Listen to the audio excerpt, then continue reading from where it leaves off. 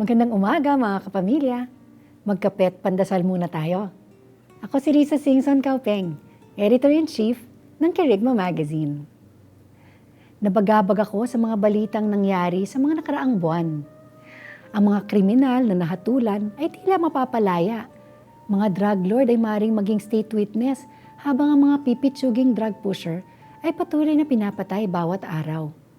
Tila ang katarungan ay binibiti ng patiwarik.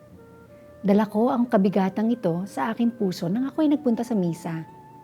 Pagdating ng salmong tugunan, tumalon ang mga salita sa akin.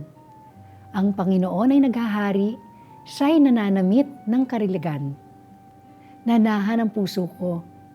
Ang Diyos ang pinakamataas at pinakamakapangyarihan. Kung akala ng tao na kaya niyang baliwalain ang tama at mabuti, ang kalooban pa rin ng Diyos ang masusunod sa kalalabasan.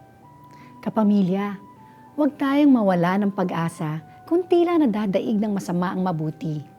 Huwag tayong mangamba sa mga taong walang takot sa Diyos sapagkat iniingatan tayo ng Panginoon. Siya ay naghahari sa buong mundo kahit parang nagwawagi ang masama. Tayo magdasal? Panginoon, maghari ka sa bawat aspeto ng buhay ko at ng aming lipunan. Amen.